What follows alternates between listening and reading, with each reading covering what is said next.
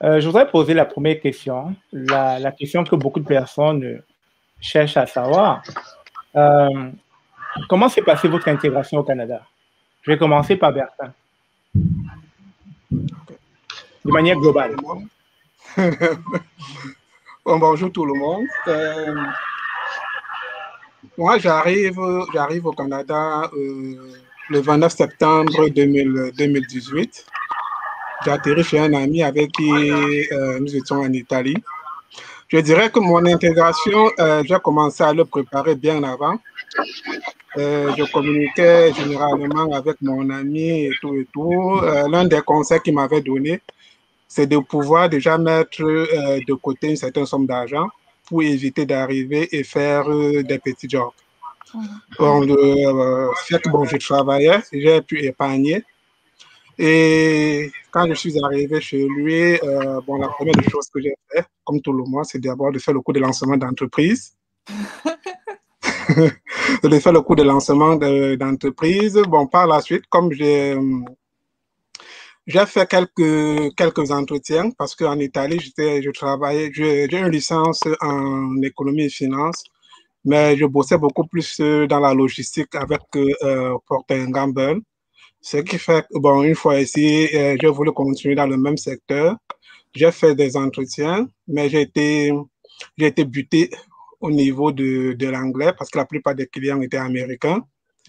Et c'est là que, bon, au cours, je causais avec ma cousine et tout et tout.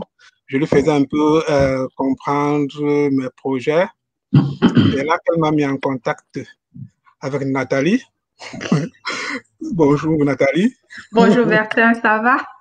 Ça va bien, merci. Je sais que tu es fatigué contre moi, on va arranger Je ça. savais que tu devais arriver là. Et Nathalie, de son côté, m'a vraiment mis en contact avec une personne parce que quand je suis arrivé, je me suis d'abord oublié le nom de l'organisme. J'ai commencé par un organisme, je n'étais pas très satisfait. C'est là que Nathalie m'a mis en contact avec Eleni. Salut Eleni, une personne vraiment, vraiment, ce n'est pas pour la flatter, mais c'est vraiment une personne qui m'a marqué. Parce qu'on dit chez nous, elle a vraiment un très grand cœur. Elle est là, elle suit toujours. Parce que je dirais que une de mes réussites en intégration aujourd'hui est aussi due grâce à elle. Parce qu'elle me conseille vraiment. Lorsque je viens, je m'assois avec elle. Je lui expose mon problème. Elle prend le temps de me répondre. Et bon, après, pour continuer, j'ai commencé un réseautage avec Interconnexion à Montréal. C'était toujours dans le domaine de la logistique, qui fait que, bon, on a fait une semaine de réseautage, on a eu des entretiens. Je pense que j'en avais fait 6 et j'ai pu décrocher un second rendez-vous. Bon, le monsieur avec qui j'avais fait l'entretien, lui, il était convaincu que je pouvais travailler avec eux, mais malheureusement, pour son boss, ce n'était pas le cas. Et j'ai aussi participé à Magog avec un programme en sol québécois. Et bon, là, j'avais changé d'idée. J'avais dit, bon, si ça ne marche pas du côté de la logistique, au lieu de perdre du temps, qu'est-ce que tu peux faire? La première chose que j'ai fait, bon, à l'issue des entretiens, on me met le niveau d'anglais, tout et tout. J'ai commencé une formation en anglais. Et par la suite, j'ai dit, bon, parce que moi, j'ai mon objectif lorsque j'arrive dans un pays qui me donne la possibilité d'arriver au sommet. Et je ne voudrais pas commencer avec les petits jobs et me retrouver bloqué à l'intérieur. C'est là que je dis que bon, je me suis renseigné et tout et tout. Je pense qu'il y en a même cause avec Nathalie quand je lui ai dit que bon, voilà, finalement, j'ai choisi de rentrer aux études. Elle m'a beaucoup encouragé et que j'ai choisi de rentrer aux études. Je vais à la journée de présentation des programmes à HEC. C'est là, bon, j'avais le choix entre 2 certificats. Il y avait un certificat en comptabilité et finance et un certificat pour comptable professionnel agréé. J'ai choisi de faire ce certificat-là, celui pour devenir CPA. Mais je continuais toujours à chercher du travail. Bon, c'est là, comme je disais, qu'à Magog, j'ai fait un entretien avec une responsable de Raymond Chabot. Et c'est là qu'elle me pose la question, est-ce que tu as eu à faire impôt et tout et tout? Bon, je lui ai dit, bon, on vient être sincère avec elle. Je dis que bon, je ne peux pas vous dire que je connais faire quelque chose et puis en entreprise, vous trouvez que ce n'est pas le cas. Et c'est là que je lui ai dit que bon, de toutes les façons, je suis venu par curiosité. Je me suis inscrit à HEC pour faire un certificat, certificat pour être expert comptable. C'est là qu'elle me dit, c'est encourageant. Elle m'encourage, elle me dit, prends ton temps, vas-y, dès que tu finis, je te donne mon contact, tu m'écris. Et par la suite, on verra. Par la suite, je verrai ce que je peux faire, pour toi. Bon, c'est là que depuis mai 2019 que j'ai commencé mes études à HEC. Et là, en été 2021, je vais commencer mon programme, le DES, le diplôme spécialisé, pour pouvoir composer mon examen final en septembre 2022.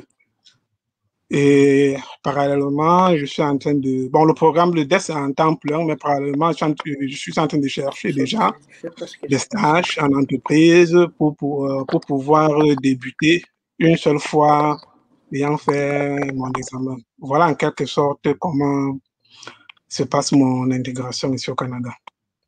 Super, super. Bonjour, bonsoir, j'espère que vous allez bien. Alors, cette petite vidéo est pour présenter ma marque que j'ai récemment créée depuis octobre 2023. Alors, je suis vraiment heureuse de vous présenter cette marque. En fait, c'est plus qu'une marque, c'est plus qu'un nom, c'est vraiment une passion, un amour et un impact que je veux créer sur ce monde. Alors, je me présente. Je suis Janice Stevia, fondatrice de la marque de sac à main Janice Stevia Design, une mode éthique et humaine. Je voulais vraiment que cette vision puisse me ressembler, moi, la personne humaine que je suis et la personne passionnée par la mode que je suis. Alors, parmi mes produits de cœur, j'ai d'abord dessiné en fait le sac Joyce ici, qui ne se présente plus, mais qui en quelques secondes, je peux vous dire qu'il est vraiment parfait. On peut mettre ses souliers ici en avant, son ordinateur, sa tablette, son téléphone, accrocher ses clés, ses cartes, ses documents. En fait, il est vraiment parfait pour tout type de sortie. Et il est fait en cuir simili-cuir qu'on appelle du PU ou en marketing du vegan. C'est vraiment du cuir vegan, voilà. Pour continuer, mon deuxième coup de cœur, c'est ici, le sac Audace. Le sac Audace, en fait, sa particularité, c'est que son intérieur est à 100% en bouteille recyclée. Et c'est un sac multi-fonction auquel on peut mettre, en fait, également ses stylos ici, ses écouteurs, ses cartes, téléphone et un ordinateur qui prend vraiment un ordinateur de 16 pouces. Donc quand j'ai regardé le marché, en fait la plupart des sacs à dos, en fait, il y en a très peu qui proposent en fait des sacs à dos auxquels on peut mettre son ordinateur de 16 pouces, en fait le plus grand ordinateur portable, et il possède des pochettes également ici, et aussi il peut se transporter pour voyager. Donc on peut mettre aussi ses bouteilles d'eau ici et ici. Donc il est vraiment parfait pour tout type de sortie, que ce soit à l'école, au travail, en voyage, en affaires, partout. Il correspond à tout type de femmes qui ont une vie active comme moi. Alors juste pour terminer ma présentation, je suis maman de 3 enfants et je me lance dans la mode, qui est ma passion, qui a toujours été ma passion depuis plusieurs années. Alors je suis ravie de vous partager cette passion.